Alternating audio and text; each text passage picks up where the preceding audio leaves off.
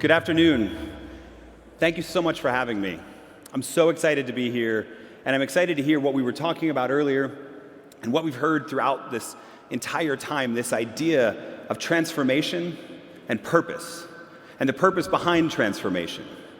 And I'm an organizational psychologist by training, so I study how organizations and teams leverage motivation, leverage purpose, leverage a sense of meaning into productivity and into affecting change. And I could tell you all sorts of data and studies about how that individual sense of that purpose is going to matter for your future self and your development. I could share so many different studies with you, but I'm not going to do that. Instead, I'm going to tell you a story. In 2014, the senior leadership of the accounting firm KPMG had a problem.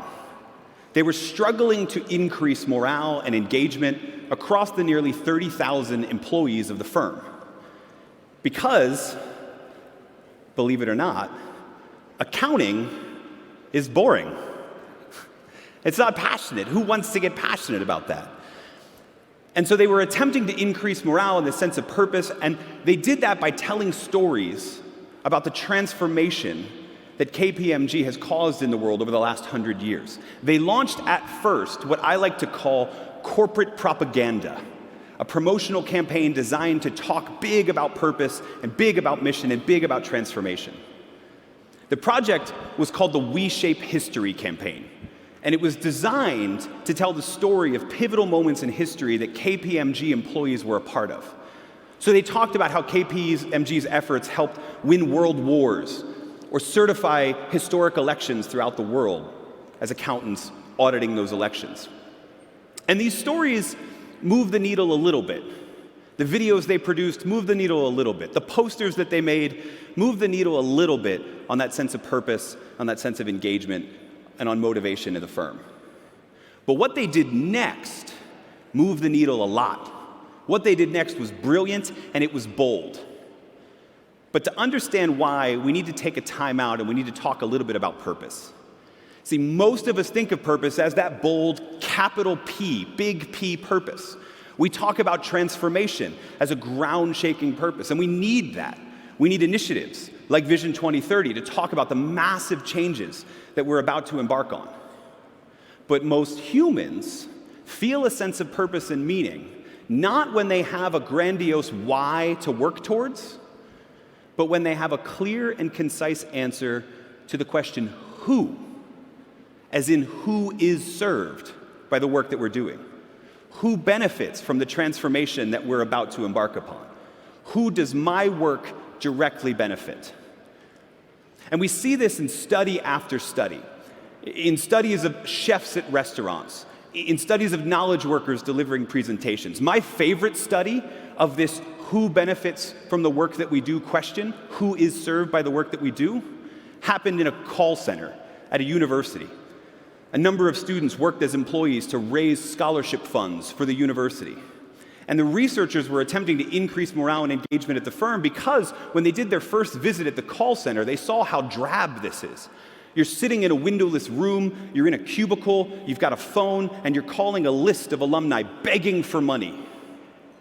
One of the employees at the cubicle actually had a sign on his desk, and it read, "Doing a good job here is like wetting your pants in a dark suit.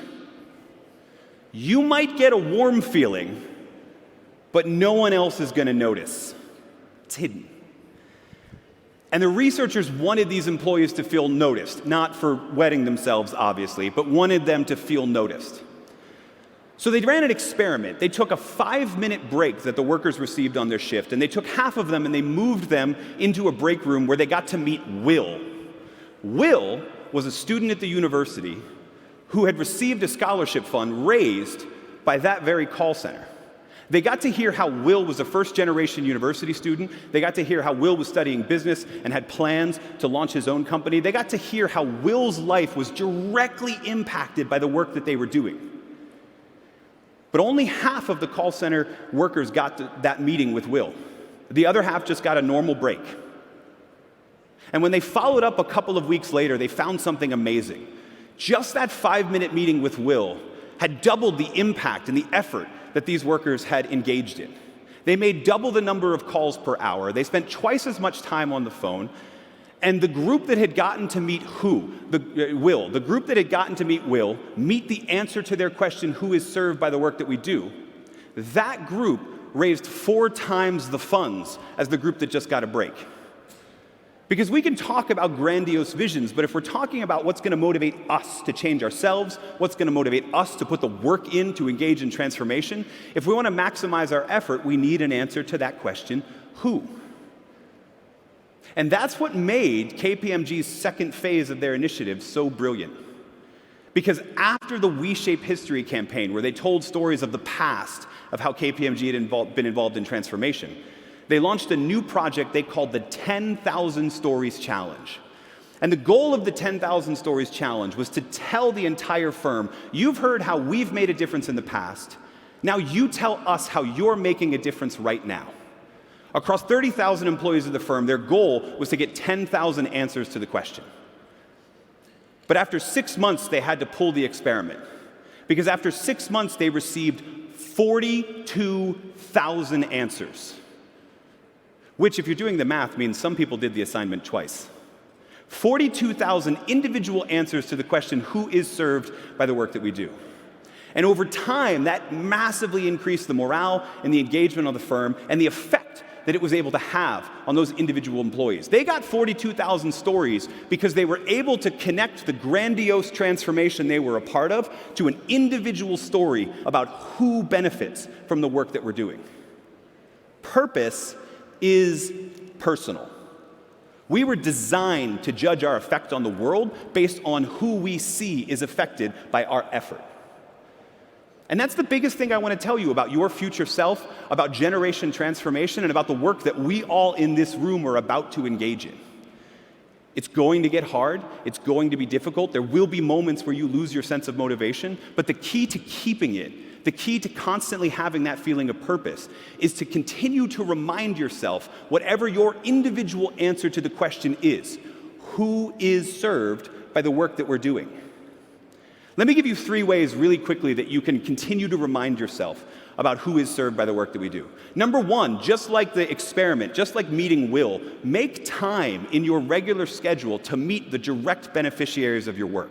So many of us are working on really complicated projects that involve all sorts of problem solving, and so we're sitting in meetings and we're writing reports and we're forgetting to interact with the people who are going to benefit by the work that we're doing. Put time in your schedule to do that. Go out into the world if you have to, or ask them to come to you, like Will. Ask them to come to you so they can interact with you and your team. The second, collect impact stories. Collect every story you hear about how the work that you're doing matters. Every time you get a small thing, like a thank you note, or a big thing like an article about what your company or your nonprofit or your initiative is doing, capture it.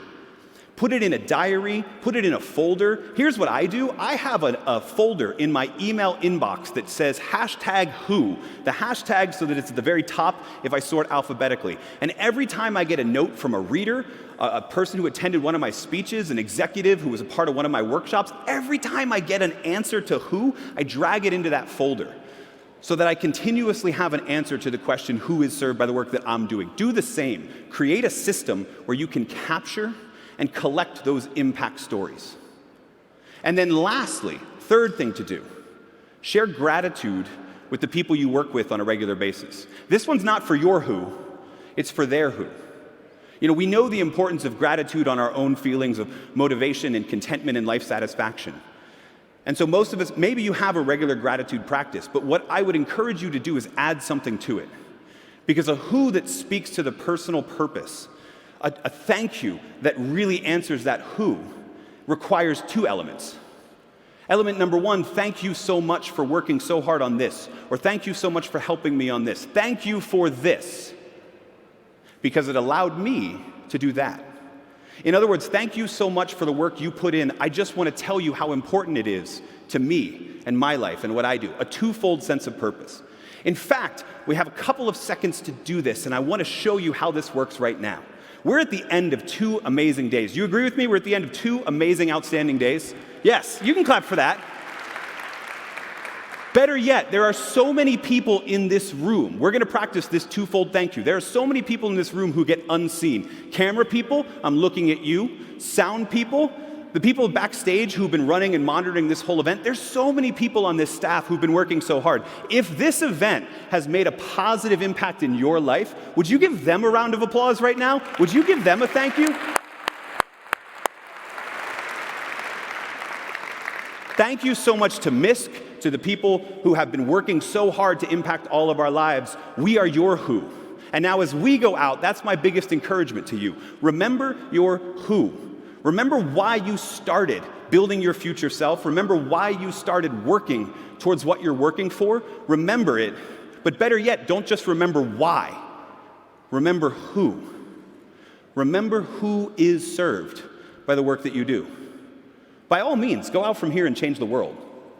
But when things get hard, you're going to need a reminder of why you started. And the best answer to why you started is knowing who benefits from it. And in the end, that's what we all want. That's what all of the research, all of the data, all of the studies I could have shared with you show you. That people want to do work that matters, work that is intrinsically meaningful. And they want to work for leaders, like the leaders in this room, who will tell them that their work matters. And the easiest, fastest, and most powerful way to tell them isn't to tell them grandiose stories about what we're doing. It's to show them a simple answer. The answer to the question, who? Who is served by the work that we do? Thank you so much for having me.